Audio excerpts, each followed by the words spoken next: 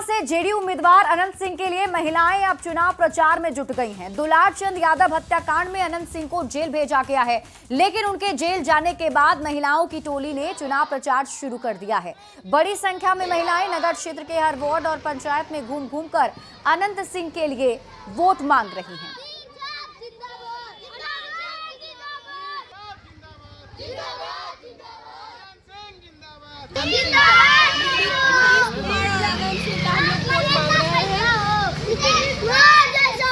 अनंत बाबू तो जेल चल गए।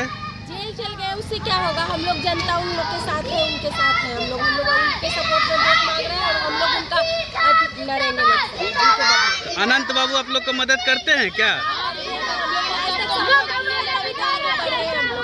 हाँ, सपोर्ट में है उनका, हम लोग के साथ।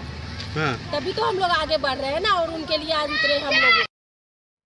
दरभंगा के केवटी में चुनावी जनसभा को संबोधित करते हुए बीजेपी सांसद अशोक यादव ने मुस्लिमों पर विवादित बयान दे दिया।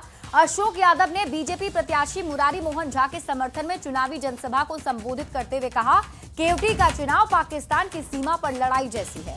मुस्लिम योजनाओं का लाभ लेते हैं लेकिन वोट नहीं देते। अगर बीजेपी को वोट नहीं देना है तो कह दीजिए तौबा तौबा। वहीं जनसभा को संबोधित करते हुए केंद्रीय गृह राज्य मंत्री नित्यानंद राय ने कहा, घुसपैठियों पर सख्त कार्रवाई होगी।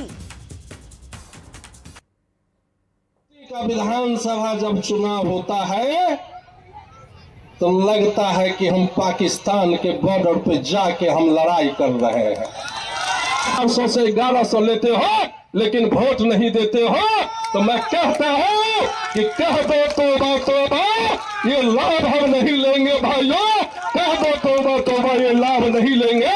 या तो हम कहते हैं कि आइए मुसलमान भाइयों, मुख्यधारा में जुट के आइए, भारतीय जनता पार्टी के साथ आइए।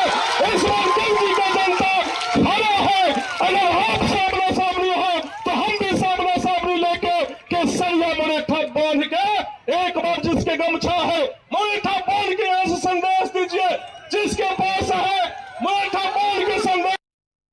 तो बीजेपी सांसद अशोक यादव के तीखे बयान के बाद अब राजनीतिक दलों की प्रतिक्रिया का दौर जारी है। कांग्रेस और आरजेडी ने अशोक यादव पर निशाना साधा है, तो बीजेपी और जेडीयू ने सांसद के बयान का बचाव करते हुए सबका साथ सबका विश्वास का नारा बुलंद किया है।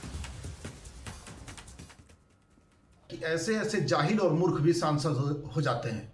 इस आदमी को यह तक नहीं पता कि देश में योजनाएं भाजपा के पैसों से नहीं चलती हैं, आम आदमी के टैक्स से चलती हैं, और वो टैक्स मुसलमान भी देता है। अगर इनको आम आदमी के टैक्स से अपनी तनख्वाह नहीं लेनी है, मतलब भत्ता नहीं लेना है, मतलब क्योंकि उसमें मुसलमानों का भी पैसा है। तो आप एक सांसद होने के बाद, भारत की संविधान की शपथ लेने के बाद इस तरह का वक्तव्य देते हैं, इसका मतलब है कि आपको बाबा साहेब डॉक्टर भीमराव अंबेडकर के संवैधानिक व्यवस्था से मतलब नहीं है। आज जब हम जनधन योजना लेकर के आए हैं और विभिन्न योजनाओं को बिहार में उतार रहे हैं, तब हमने कभी भी किसी भी व्यक्ति से उसकी जाति, पंथ, संप्रदाय और मजहब नहीं पूछा। मुझे लगता है कि मुस्लिम वर्ग से आने वाले लोगों को भी ये बात समझ में आनी चाहिए।